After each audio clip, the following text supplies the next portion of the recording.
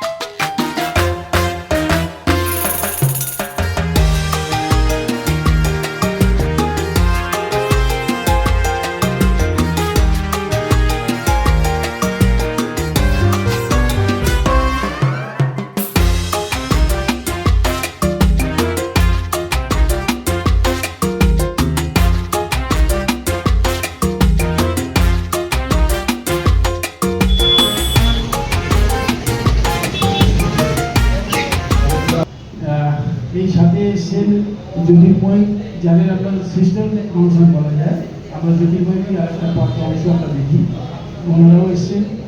পিঙ্কি আমার, যারা গত বছর আমাদের অনেক হেল্প করেছিল যারা মাঠ দিয়ে, তারাও এসছেন। আমরা আজকে একটা সুখবর যে আমরা পিঙ্কি আমারও হয়তো এবছর আইপিএল খেলা করতে পারবো। যেটা প্রথমে বলে রাখি, যেটা জামালদা বললেন যে এই মাঠে যদি সেকেন্ড ডিভিশন খেলা হয় সেটা খুব বেশি ভালো, আমাদের আইএফএ ভালো। আমি শঙ্কুকে বা আমাদের যেসব প্রতিনিধিরা যারা আইএফএ আছে, শঙ্কু আছে, দেবা আছে, তাদের অনুরোধ করবো এইটা আমাদের মিউনিসিপ্যালিটির সাথে বা এখানকার এমএলএর সাথে কথা বলে এটা যেন একটা, বা জয়কেও বলা হবে যাতে আইএফএ সেক্রেটারি, সেও যাতে এখানকার এমএলএর সাথে কথা বলে এই মাঠটা যদি সেকেন্ড ডিভিশনের জন্য পাওয়া যায়, অ্যাটলিস্ট গুরুত্বপূর্ণ ম্যাচগুলো যদি পাওয়া যায় তাহলে হয়তো খেলার কোয়ালিটি অনেক ভালো হবে। আমি আজকে যে জার্সি উদ্বোধন উন্মোচন একটা অনুষ্ঠান, এটা ওয়াইএমএসএ ক্লাব অনেক বছর ধরে গোড়া থেকেই এটা করে আসে, নতুন কিছু নয়।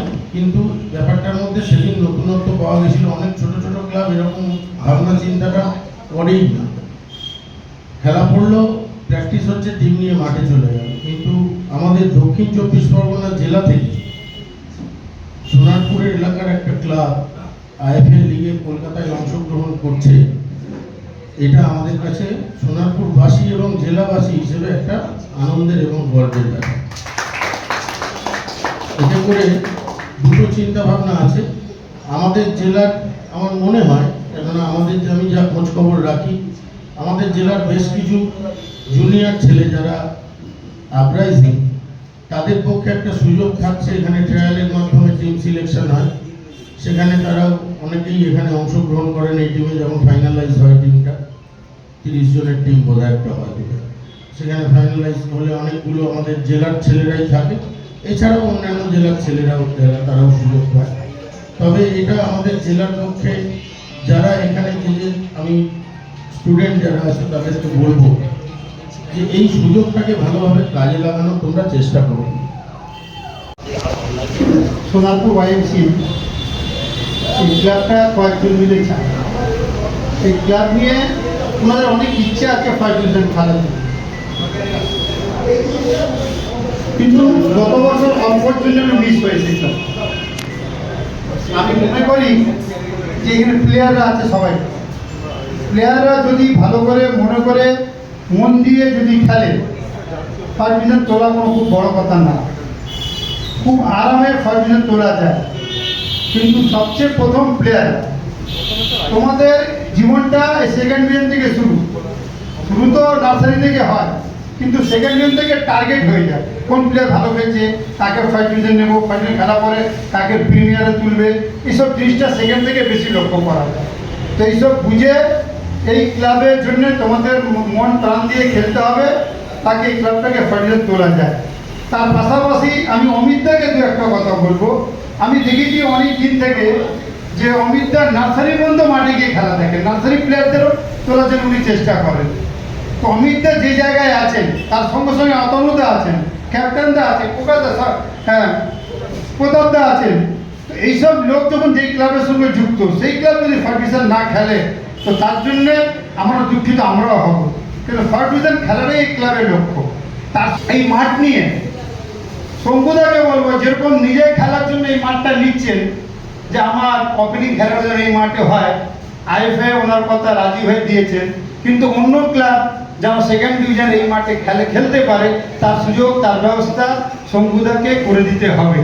তেগুড়া মাঠের জন্য উনি, তার জন্য ওনাকে ধন্যবাদ, রঞ্জিতদাকে ধন্যবাদ, দেবতাকে ধন্যবাদ। আপনারা আজকের এখানে পোকাতে যাদের মাঠ, আমার আনন্দিত খুশি যে উনি মাঠ 15 বছর পরে ফিরিয়ে পেয়েছেন।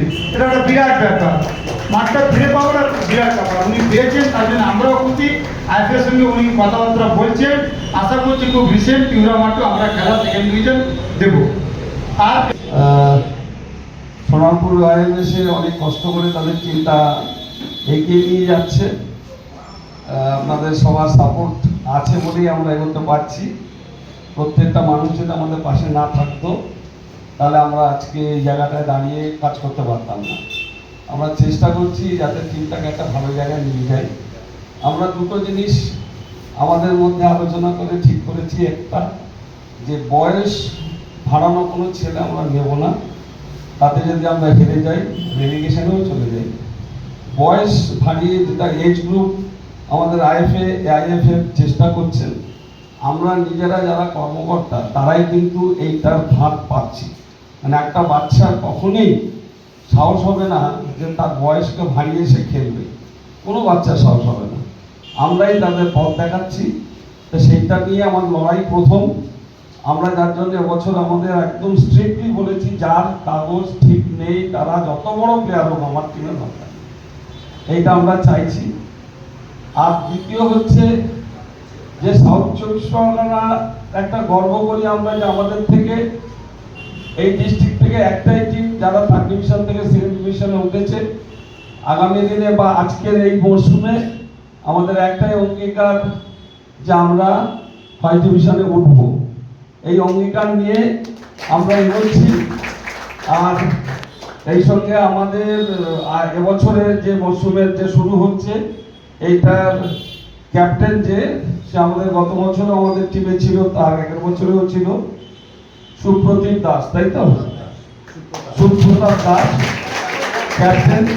এবছরে আমরা আনুষ্ঠানিকভাবে তার হাতে আমাদের আম্বানকে এসছেন।